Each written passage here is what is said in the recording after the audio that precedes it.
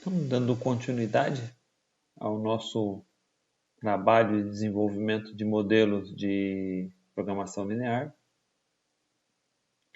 na aula anterior nós tínhamos parado nesse exercício que tinha ficado disponível para vocês pensarem e tentarem resolver.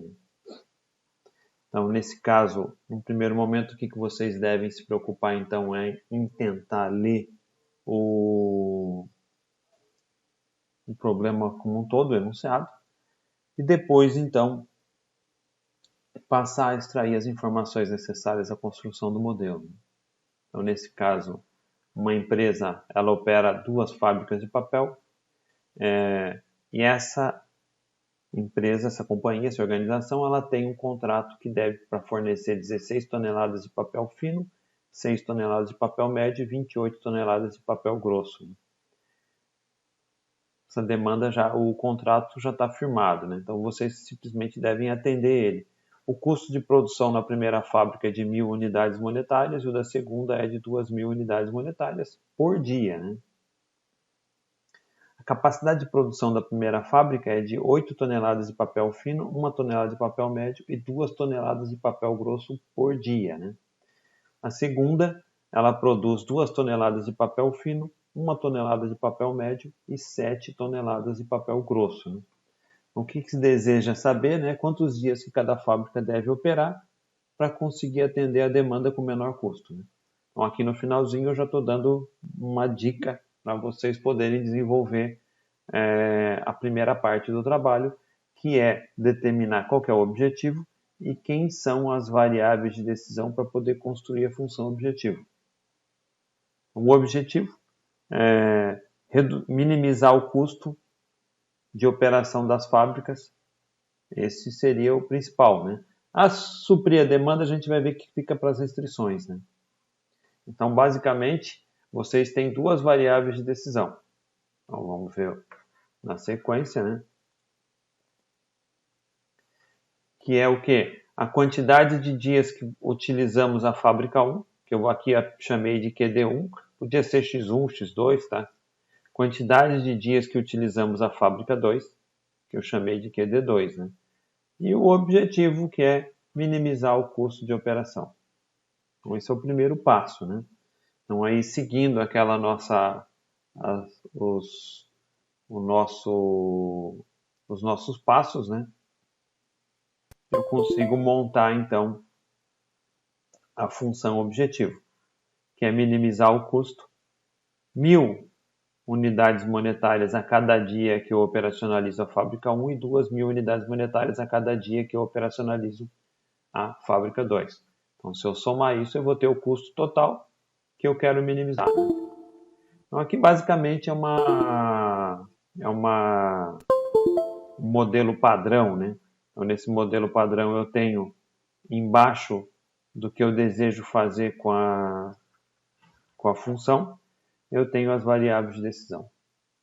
Então, esse seria o primeiro passo, né? Função custo, que nós desejamos minimizar, né?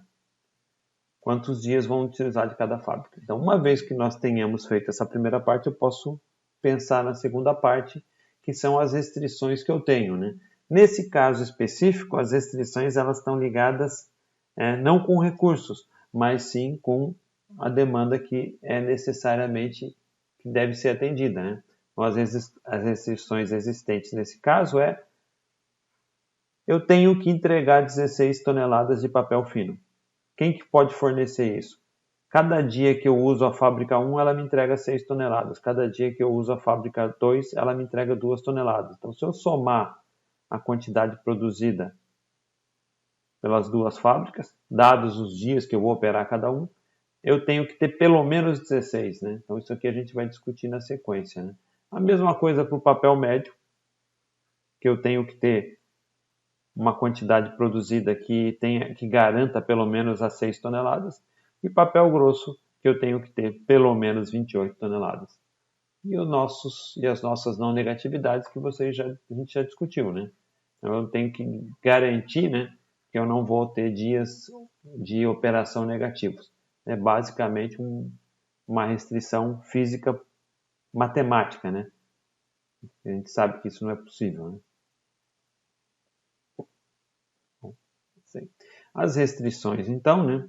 Conforme a gente viu, as quantidades contratadas devem ser produzidas, né? Então, maior ou igual. Poderia ser igual? Sim, mas aí no caso do igual a gente pode ter alguns problemas. Então é mais fácil você deixar ele achar quanto que ele vai produzir dados os dias, tá? Depois a gente vai discutir essa questão, né? Aos poucos vocês vão começando a entender o que é melhor colocar aqui, né? E as quantidades de dias de cada fábrica devem ser não negativas. Então, terminando o modelo como um todo, né? Então nós podemos então escrever o modelo total final, né? Então eu tenho a minha função objetivo, escrita com base nas variáveis de decisão, e eu tenho também as restrições aqui embaixo, né? Nesse caso, né, eu não estou focando nos recursos, e sim na demanda que tem que ser atendida, tá? Então esse seria esse segundo modelo, né? Então da mesma maneira, né, primeiro ler e tentar entender o problema para poder extrair as informações. Assim como nós fizemos com aquele primeiro caso, com esse caso aqui, né, da aula anterior, então nós temos um exemplo 3, né? Então que vocês têm que observar e tentar desenvolver um modelo matemático de apoio à decisão dessa empresa aí, né? Então nesse caso vocês têm uma companhia de transporte, né? Ela tem dois tipos de caminhão, né? Um caminhão do tipo A e um caminhão do tipo B, basicamente com relação a espaço refrigerado e não refrigerado, né?